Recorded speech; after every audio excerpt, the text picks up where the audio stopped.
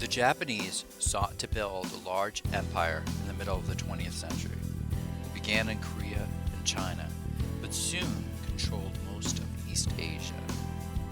They provoked the US with the attack of Pearl Harbor in 1941, and the war didn't end until 4 years later when the atomic bomb was dropped on Japan. Today, we look at the Pacific theory of World War II in Western civilization history. Before beginning with the war, I think it's important to have some background on the rise of Japan. The 19th century of the Meiji Restoration, which brought back the emperor to a key role in Japanese politics and got rid of the kind of feudalistic system under the shogun and daimyo and the samurai. As part of the restoration, there was also a movement towards westernization. And a kind of unfortunate aspect of Western civilization at this time was that they were very nationalistic, militaristic, and imperialistic, and Japanese culture picked up on those Western principles and incorporated it into their own ideology. So they start beginning to build an empire, beginning around the start of the 20th century. First moving in with a war with Russia in 1905 and taking over Korea in 1910 and starting to move in a sphere of influence around that part of China that bordered Korea. There was also intense economic growth. Their industry took off during the Second Industrial Revolution, became one of the more advanced civilizations. And then the politics became a little bit more radical. And then in the beginning of the 20th century, stronger nationalism, strong emphasis on racism, and an air of kind of an air of superiority kind of influenced the Japanese mentality as well. So the actual war becomes out of a conflict with China, which was kind of at a low point in its history. It suffered greatly from imperialism in the 20th century, and they're still not nearly as strong as they were historically. So Japan invades Manchuria in 1931. And they bring back the old emperor and kind of make him as a puppet up in Manchuria, and it becomes a place for them to get raw materials, to get oil and coal and aluminum and iron ore. The international community does very little. Again, they invade mainland China on a more elaborate ploy in 1937. Pretext here was that there was a soldier missing and that they wanted to search the Chinese town, and perhaps it was fabricated. They maybe just wanted to fight another war with China. In the first invasion, the pretext was a section of the railroad was that was owned by Japan was destroyed. So there's those little events that kind of provide some justification for invasion, but in reality it was probably staged. After they invade China in 1937, they start attacking Southeast Asia. They take control of French Indochina, trying to isolate China from trade routes from the south. So that'd be countries like Laos and Cambodia and Vietnam today. And in 1941, they start attacking Indonesia to the south. What they want to do is remove the Western powers and create an East Asian pro-prosperity sphere. But in reality, they treated the people they conquered quite poorly. After fighting very heroically and falling in Nanking, they had the rape of Nanking, where they killed hundreds of thousands of people and raped tens of thousands of women. The Korean population were forced laborers and comfort women, which were used by the soldiers. So really, it's quite a brutal occupation, to say the least. The United States was born into the war when Pearl Harbor was attacked on December 7th, 1941. Two waves of Japanese aircraft from carriers off the island hit the island completely unprepared, and the whole base in Hawaii was just decimated. Battleships sunk.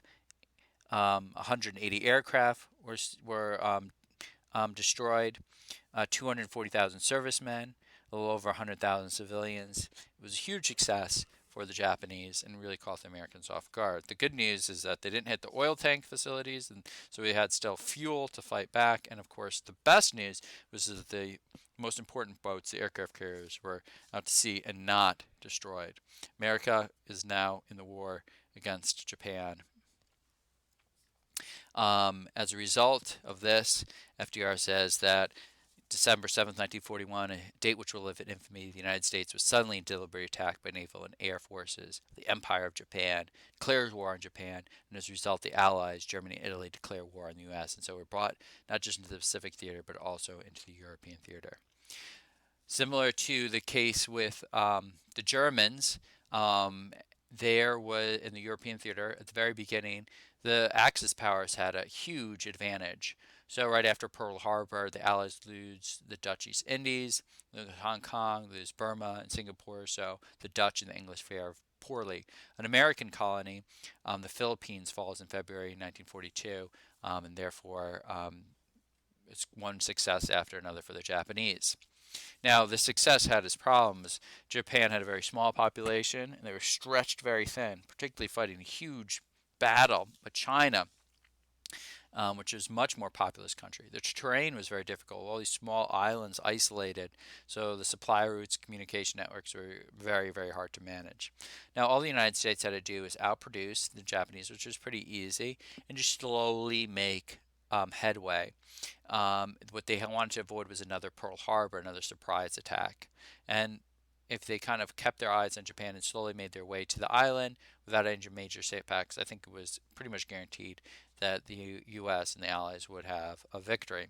So the turning points of Coral Sea, which is down to the south, was kind of a equal damage, but it was a strategic Allied victory. It halts invasion of Australia, so Australia is saved, and now they can turn the tide. And further north, you had the island of Midway, which the Japanese thought they would launch another attack, but it cracked the Japanese code, and the Americans were able to surprise the Japanese. They, in particularly, lost a lot of air carriers. Four of their largest air carriers were sunk. The most important ship, the Americans only lost one. So this halts their advance, going further towards, the Hawaii and the West Coast.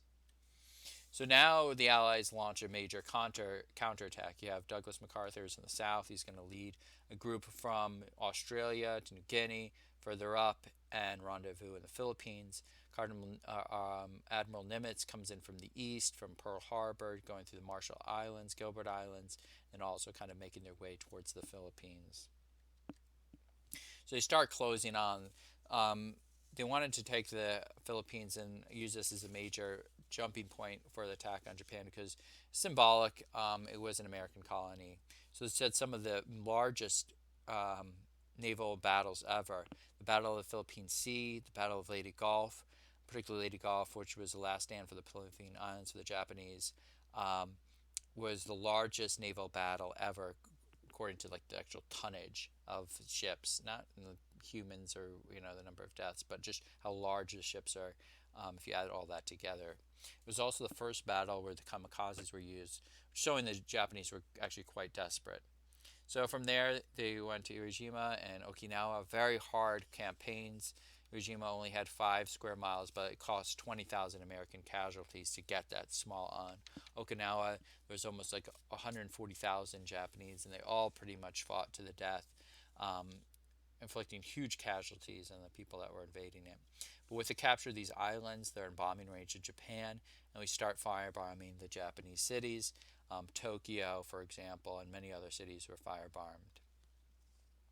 Now, there was a decision to move forward with the atomic bomb. The atomic bomb had been in the process of being made since 1940, when they began the Manhattan Project. And they poured $2 billion in it. Enrico Fermi kind of came up with the chain reaction. Robert Oppenheimer worked on the particulars of the bomb, and the first bomb was tested in the summer of 1945. There was a rigorous debate over whether or not to use it. Roosevelt was dead. Truman was the new president, but he looked at the ferocity of the Japanese defense and how many Americans died in the capturing of some of these islands on the outskirts of Japan, and decided to drop the atomic bomb.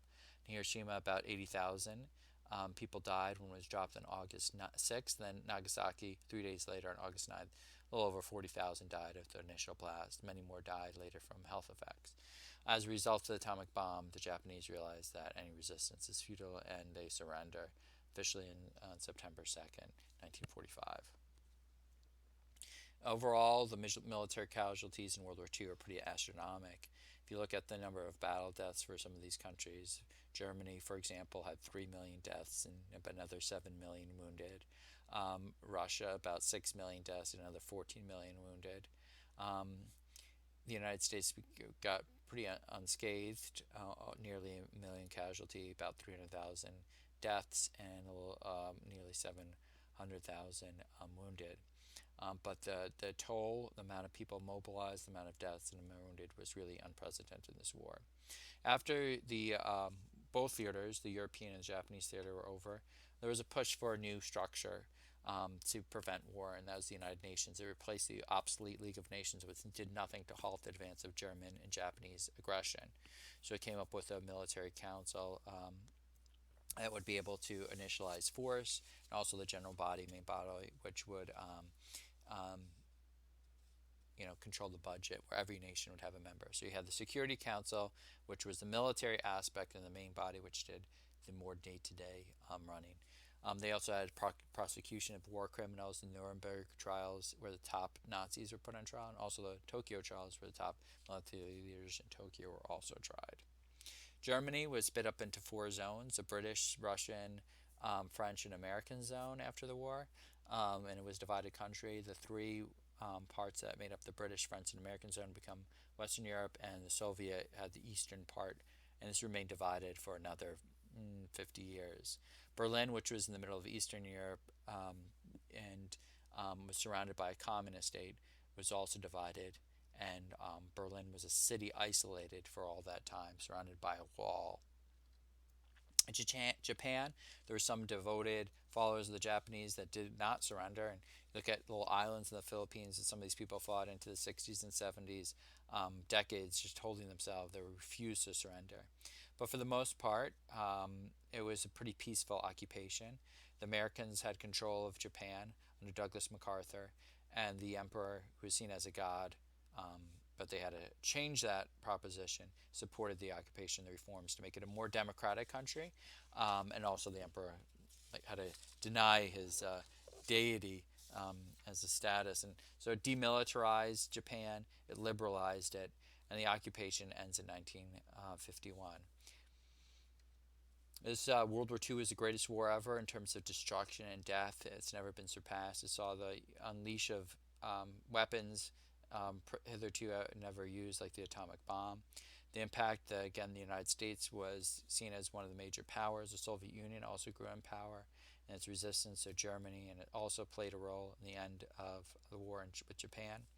We see the beginning of new contest, not so much between fascists and democracies, but democracies and communist countries like the Soviet Union and China coming to place. Germany is split in half, and Japan takes a very different course. It's been a great ally for the United States ever since World War II, and amazingly, from a great enemy, it becomes a great friend. So there's different ways that wars can end, and former enemies can become friends, and former allies can become enemies, as we have seen. So in the future, we'll look at the Cold War.